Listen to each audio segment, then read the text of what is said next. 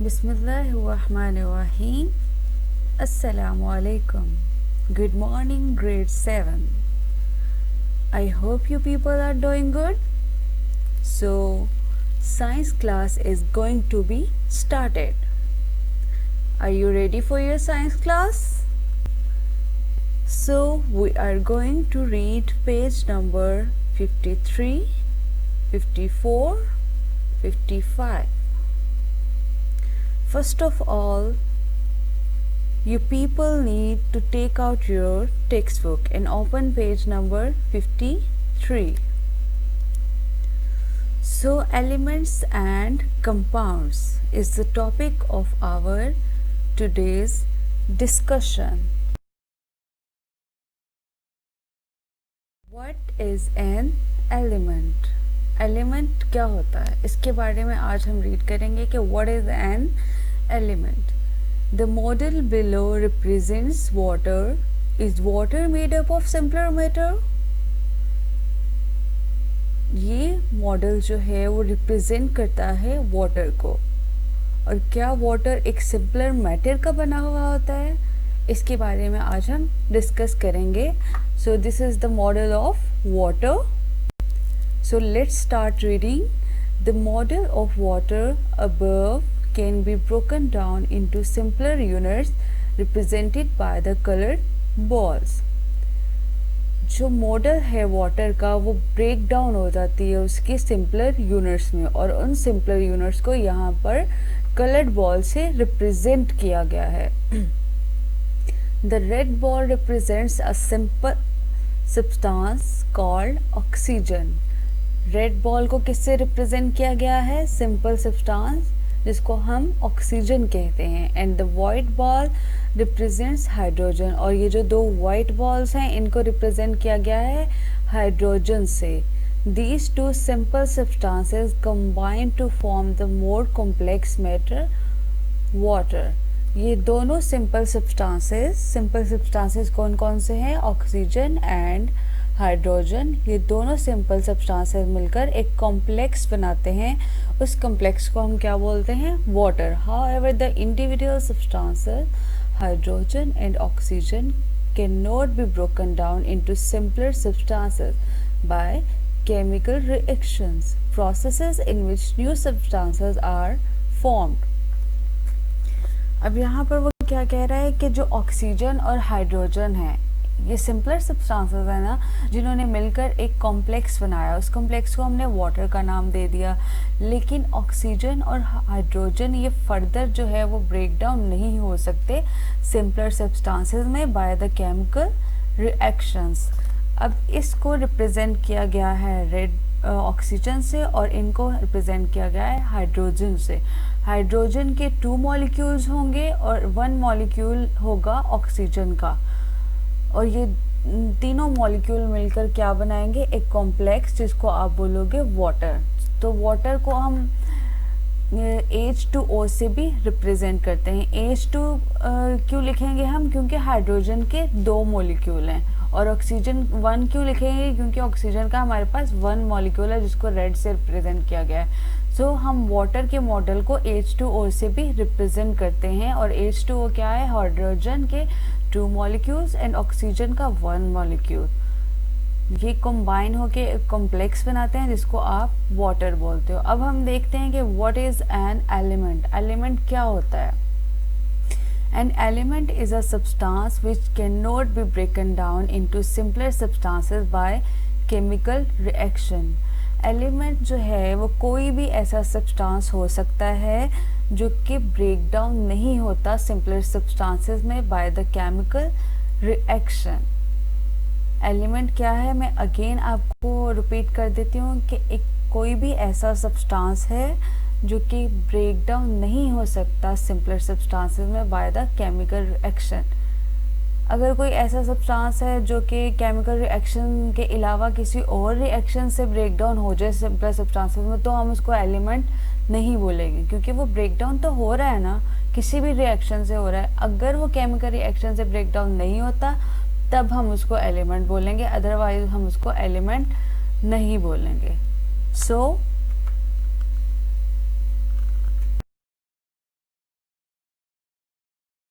The substances that make up water, oxygen and hydrogen are elements. So is water an element? तो वो कह रहे हैं कि जो सब्सटेंसेस हैं जिन्होंने मिलकर वाटर को बनाया था वो थे ऑक्सीजन एंड हाइड्रोजन, और ऑक्सीजन और हाइड्रोजन क्या हैं? एलिमेंट्स हैं। तो कह रहा है कि क्या वाटर भी एलिमेंट है? तो ये कन्फ्यूजन हमारी दूर की किसने? साइंटिस्ट ने। For a long time people thought so, however scientists later discovered that water can be broken down into simpler substances. तो साइंटिस्ट ने क्या डिस्कवर किया कि वाटर जो है वो सिंपलर सब्सटेंसेस में ब्रेक डाउन वाटर की हो सकती है। अब कैसे हो सकती है? केमिकल रिएक्शंस के ज़रिए तो नहीं हो सकती। तो उन्होंने कैसे उनकी ब्रेक डाउन की? By passing an electric current through it. उन्होंने इलेक्ट्रिक करंट को पास किया और वाटर की ब्रेक डाउन की again in oxygen and hydrogen in a chemical process called electrolysis.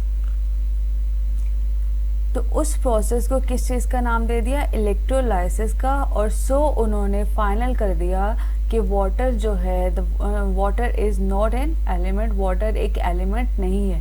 क्योंकि एलिमेंट तो वही होता है ना जो केमिकल रिएक्शंस के ज़रिए जिसकी ब्रेक डाउन ना हो सकती हो। हमने यहाँ पे केमिकल रिएक्शन से ब्रेक डाउन नहीं की, यहाँ पर साइंटिस्ट ने इसकी ब्रेक डाउन की बाय इलेक्ट्रिक करंट को पास किया, और हाइड्रोजन जो है फिर से सेपरेट हो गया और ऑक्सीजन फिर से सेपरेट हो गई, यानी कि वाटर की सिंपलर सब्सटेंसेस में अगेन ब्रेक डाउन कर दी through the process of electrolysis.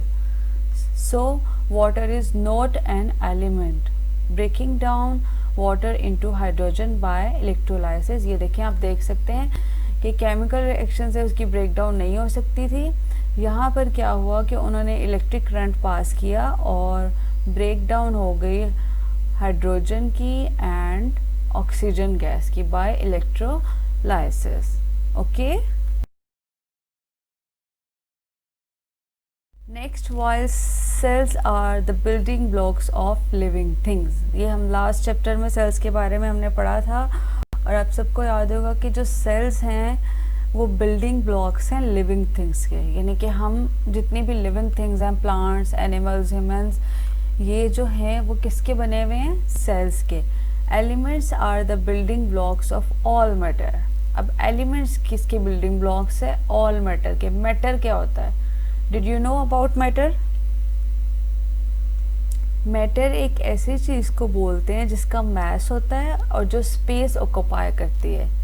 Okay, ऐसी चीज़ जिसका मास होता है, जिसका वेट होता है और जो स्पेस ऑक्यूपाई करती हो, including living things and non living things. अब जितनी भी लिविंग थिंग्स हैं और जितनी भी नॉन लिविंग थिंग्स हैं उनका सबका वेट भी होता है और सब स्पेस भी ऑक्यूपाई करती हैं, जगह भी घेरती हैं। चाहे कम लें चाहे ज़्यादा लें, लेती ज़रूर है और वेट भी उनका ज़रूर होता है। सो जितनी भी living things and non living things हैं वो सब जो हैं किसकी बनी हुई हैं? एलिमेंट्स की। Cell themselves are made up of different elements और materials containing elements। और वो कह रही हैं जो लिविंग थिंग्स के अंदर सेल्स होते हैं वो भी एलिमेंट्स के बने होते हैं। एलिमेंट्स के बने होते हैं या फिर कुछ ऐसे मटेरियल्स के बने होते हैं जिनमें एलिमेंट कहीं ना कहीं होते हैं। ऐसे मटेरियल्स के बने होते हैं जो कि एलिमेंट्स को कंटेन करते हैं। सो currently there are 116 elements, 92 of which are found naturally and the rest man-made. All other materials in this world including water, air and living things are made from these elements. So in the world 116 elements हैं। अब तक world में कितने elements हैं? 116 elements हैं, जिसमें से 92 elements जो हैं वो नेचुरली फाउंड होते हैं। 92 एलिमेंट्स नेचुरली फाउंड होते हैं और बाकी के जितने भी रेस्ट हैं वो मैन मेड हैं। उनको किसने बनाया? साइंटिस्ट ने। Okay, all other materials in the world, जितनी भी मटेरियल्स हैं इस वर्ल्ड में including water, air, living things, ये सब किसके बने हुए? एलिमेंट्स के। तो यहाँ हम एक सिंपल एग्जांपल लेते हैं स्टार्स की कि स्टार्स किसके बने होते हैं? Stars are made up of hydrogen and helium. The two most abundant elements in our universe. Stars किसके बने हुए हैं? हाइड्रोजन के और हीलियम के। ये दोनों क्या हैं? एलिमेंट्स हैं एंड मोस्ट अबंडेंट एलिमेंट्स हैं इन द यूनिवर्स। सो जितनी भी चीज़ें हैं इस यूनिवर्स में वो सब जो हैं एलिमेंट्स की बनी हुई। The most abundant elements in our universe is hydrogen followed by helium। ये हम लास्ट भी पढ़ चुके हैं कि जो मोस्ट abundant elements जो हैं वो हाइड्रोजन है और हीलियम है। What are the most abundant elements by mass in the earth's crust and in the human body? Study the two pie charts below to find out। अब ये जो सब elements हैं ये अर्थ पे फाइंड आउट होते हैं और ये सारे एलिमेंट्स जो हैं वो ह्यूमन बॉडी में फाइंड आउट होते हैं, ह्यूमन बॉडी में पाए जाते हैं। अब अर्थ पे पाए जाने वाले एलिमेंट्स जो हैं वो है oxygen, silicon, aluminium, iron, calcium, sodium, potassium, magnesium and others. इसके अलावा भी कई हो सकते हैं। और ह्यूमन बॉडी में oxygen, carbon, hydrogen, nitrogen, calcium, phosphorus and others, इन सब के अलावा भी कोई एलिमेंट्स हो सकते हैं ह्यूमन बॉडी में। Okay, so each element is given a name and a chemical symbol. The name of an element may be different in different languages. However, its chemical symbol is the same throughout the world and is recognized internationally. अब वो यहाँ पे क्या बात कर रहे हैं कि कोई भी एलिमेंट है उसको एक नेम दिया जाता है, उस आप नेम को क्या बोलते हो? उसको एक केमिकल सिंबल दिया जाता है। अब आप ये देखो कि वर्ड में कितनी डिफरेंट लैंग्वेजेस हैं, ठीक है।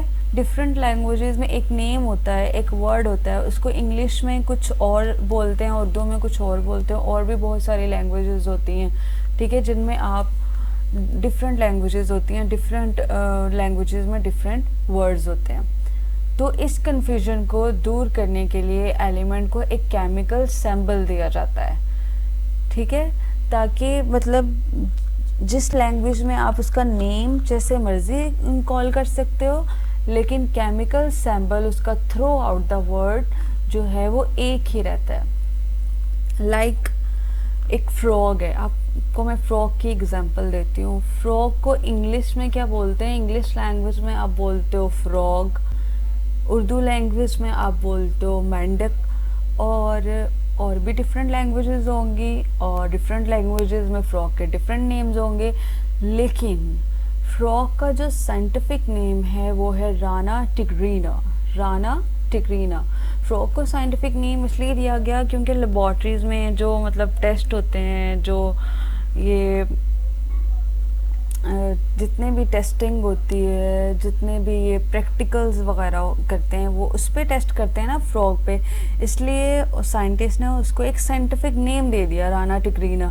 अब हम लोग अपनी लैंग्वेज में या दूसरी कंट्री के लोग अपनी लैंग्वेज में उसको कुछ भी बोलें, लेकिन उसका साइंटिफिक नेम राना टिग्रीना ही रहेगा। इसीलिए एलिमेंट्स को एक केमिकल सिंबल दिया जाता है, उसको केमिकल सिंबल यानी कि एक साइंटिफिक नेम दिया जाता है कि आप डिफरेंट लैंग्वेज में उसको जो मर्जी कह लो, लेकिन उसका chemical symbol throughout the world same ही रहेगा।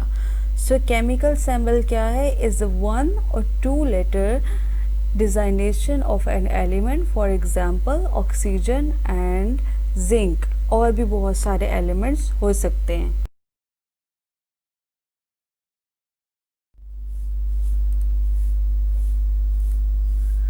The table below shows the name and chemical symbols of some common elements. Study the table. What are relationships between the name and chemical symbols? So ये table दिया गया है, ये name है elements के, और ये सब क्या है? केमिकल सिंबल्स हैं। सो हम स्टार्ट करते हैं। एल्युमिनियम का केमिकल सिंबल है Al। सो ये हम नेक्स्ट लेक्चर में डिस्कस करेंगे कि एल्युमिनियम को Al नेम कैसे दिया गया, और A कैपिटल है तो L स्मॉल क्यों है। ये सब हम नेक्स्ट लेक्चर में इंशाल्लाह डिस्कस करेंगे। सो कैल्शियम का केमिकल सिंबल है Ca, carbon C, chlorine Cl, cobalt CO, copper, अब ये देखें कॉपर है तो कॉपर का सेकंड नेम भी दिया हुआ है कुप्रम, तो कॉपर किसी और लैंग्वेज में होगा, कुप्रम किसी और लैंग्वेज में होगा। इसी तरह और भी बहुत सारे नेम होंगे कॉपर के डिफरेंट लैंग्वेजेस में, लेकिन इसका chemical symbol throughout the world Cu ही है। Helium He, hydrogen H, iodine I, iron Fe, magnesium Mg, nitrogen N, oxygen O, sodium Na, sulphur S, silver Ag, tungsten W, zinc Za। अब ये जो common elements हैं इनके आपको chemical symbol जो हैं वो लर्न होने चाहिए, याद होने चाहिए। आपसे कोई भी कभी भी पूछे कि एल्युमिनियम का केमिकल सिंबल क्या है, आप इजीली बता सको कि Al, कैल्शियम का C, ऑक्सीजन का O, हाइड्रोजन का H, ये कॉमन एलिमेंट्स के सिंबल्स के नेम आपको याद होने चाहिए। सो I hope you people got it. Read it carefully. If you get any confusion, so let me know. I explain again about it. Have a good day, grade 7. Allah Hafiz.